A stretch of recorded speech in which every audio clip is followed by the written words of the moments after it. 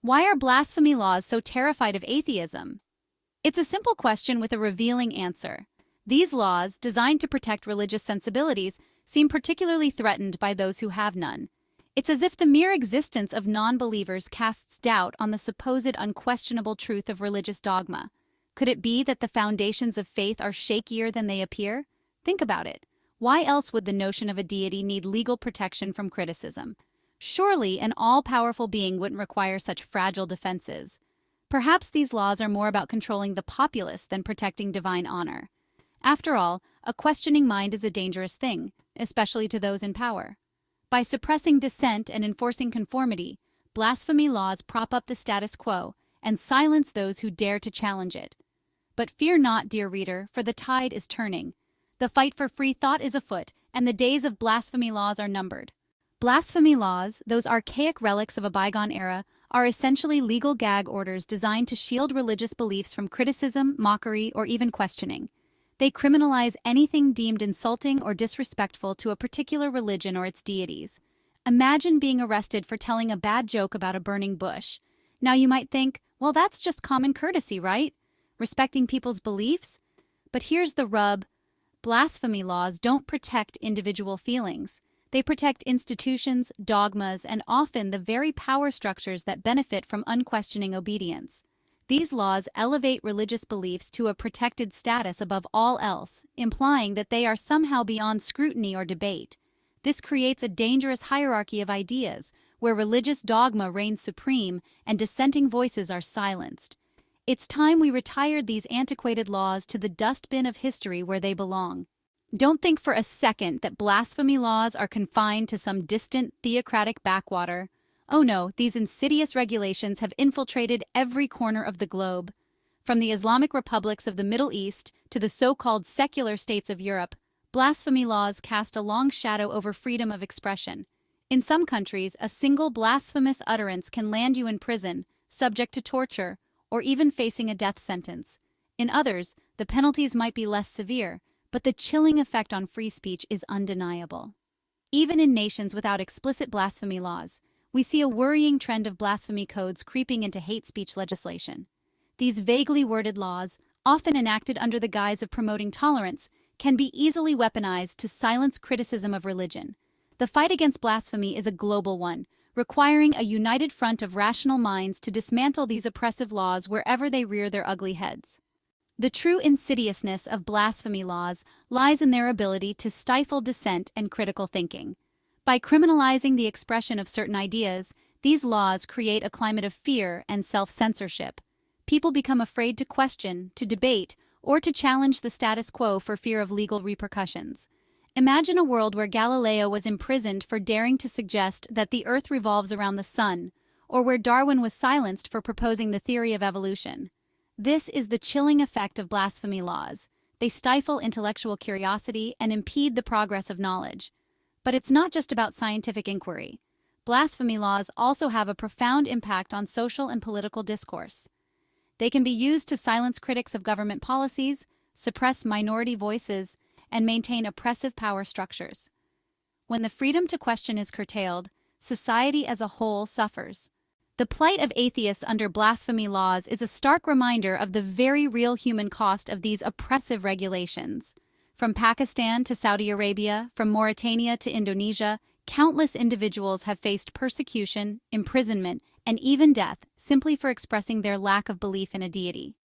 Take the case of Raif Badawi, a Saudi blogger sentenced to 10 years in prison and 1,000 lashes for insulting Islam through his writings.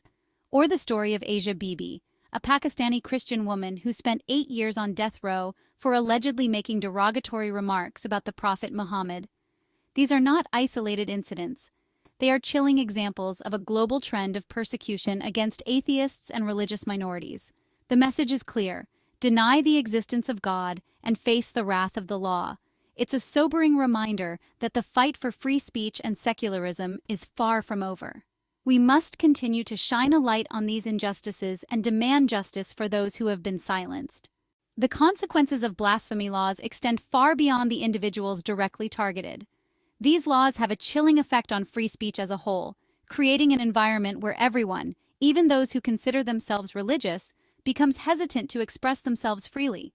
After all, who wants to risk being branded a blasphemer for a stray comment or a harmless joke?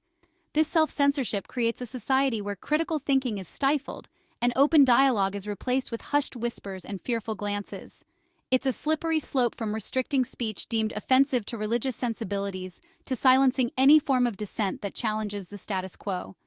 Today, it's the atheist who faces imprisonment for criticizing religious dogma. Tomorrow, it could be the journalist exposing corruption, the artist challenging social norms, or the activist demanding political reform. The fight against blasphemy laws is not just about protecting the rights of non-believers, it's about safeguarding the fundamental right to free speech for all. So how do we fight back against these draconian laws and reclaim our right to free expression? It's a multi-pronged battle that requires a strategic approach. First and foremost, we need to challenge the very legitimacy of blasphemy laws in international courts and human rights tribunals.